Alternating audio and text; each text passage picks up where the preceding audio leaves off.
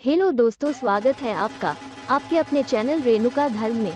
आज मैं आपको नवरात्रि की कथा सुनाऊंगी, पर इससे पहले अगर आप चैनल में नए हैं तो चैनल को सब्सक्राइब करें ताकि हमारी हर वीडियो आप तक सबसे पहले पहुंचे। तो चलिए शुरू करते हैं। प्राचीन समय में सुरत नाम के राजा थे। राजा प्रजा की रक्षा में उदासीन रहने लगे थे। परिणाम स्वरूप पड़ोसी राजा ने उस पर चढ़ाई कर दी। सुरत की सेना भी शत्रु से मिल गई थी। परिणाम स्वरूप राजा सुरत की हार हुई और वो जान बचाकर जंगल की तरफ भागे। उसी वन में समाधि नाम का एक बनिया अपनी स्त्री एवं संतान के दुर्व्यवहार के कारण निवास करता था। उसी वन में बनिया समाधि और राजा सुरत की भेंट हुई। दोनों का परस्पर परिचय हुआ। वे दोनों घूमते हुए महर्षि मेघा के आश्रम में पहुँचे।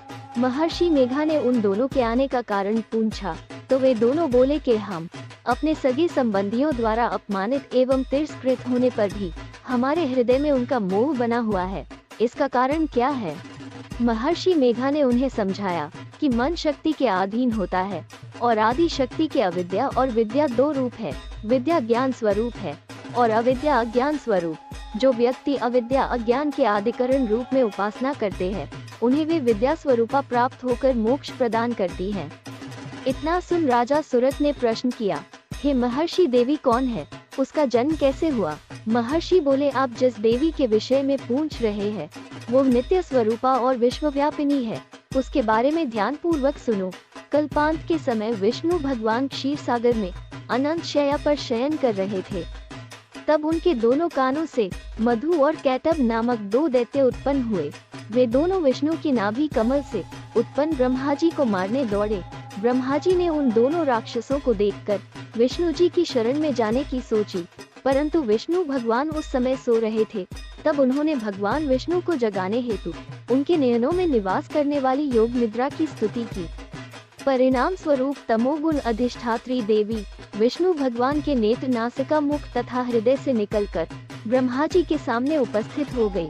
योग निद्रा के निकलते ही विष्णु भगवान उठकर बैठ गए। भगवान विष्णु और उन राक्षसों में 5000 साल तक युद्ध चलता रहा। अंत में मधु और कैटब दोनों राक्षस मारे गए। ऋषि बोले, अब ब्रह्मा जी की स्तुति से उत्पन्न महामाया देवी की वीरता तथा प्रभाव का वर्णन करता हूँ, उसे ध्यान पूर्वक सुनो। एक समय देवताओं के स्वामी इंद्र तथा दैत्यों के स्वामी महिषासुर में सैकड़ों वर्षों तक घनघोर संग्राम हुआ। इस युद्ध में देवराज इंद्र की पराजय हुई और महिषासुर इंद्रलोक का स्वामी बन बैठा।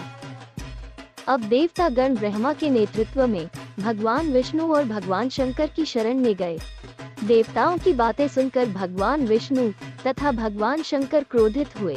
भगवान विष्णु के मुख तथा ब्रह्मा जी और शिव जी तथा इंद्र आदि के शरीर से एक तेज पुंज निकला, जिससे समस्त दिशाएं जलने लगी और अंत में यही तेज पुंज एक देवी के रूप में परिवर्तित हो गया।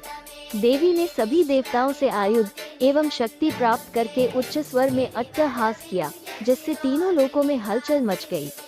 महिषासुर अपनी सेना लेकर इस सिंहनाद की ओर दौड़ा। उसने देखा कि देवी के प्रभाव से तीनों लोक आलोकित हो रहे हैं। महिषासुर की देवी के सामने एक भी चाल सफल नहीं हुई और वो देवी के हाथों मारा गया। आगे चलकर यही देवी शुंभ और निशुंभ राक्षसों का वध करने के लिए गौरी देवी के रूप में अवतरित हुई। इन उपरोक्त व्याख्यानों को सुनाकर मेघा ऋषि ने राजा सुरत तथा बनिये से देवी स्तवन की विधिवत व्याख्या की। राजा और वणिक नदी पर जाकर देवी की तपस्या करने लगे। 3 वर्ष तक घोर तपस्या करने के बाद देवी ने प्रकट होकर उन्हें आशीर्वाद दिया। इससे वणिक संसार के मोह से मुक्त होकर आत्मचिंतन में लग गया और राजा सुरत ने शत्रुओं पर आक्रमण करके विजय प्राप्त कर अपना वैभव प्राप्त कर लिया। आपको हमारी आज की वीडियो कैसी लगी? अच्छी लगी तो नीचे कमेंट करके जरूर बताएं। वीडियो को लाइक करें और अगर आप चैनल में नए हैं तो चैनल को भी सब्सक्राइब करें ताकि हमारी हर वीडियो आप तक सबसे पहले पहुंचे। धन्यवाद।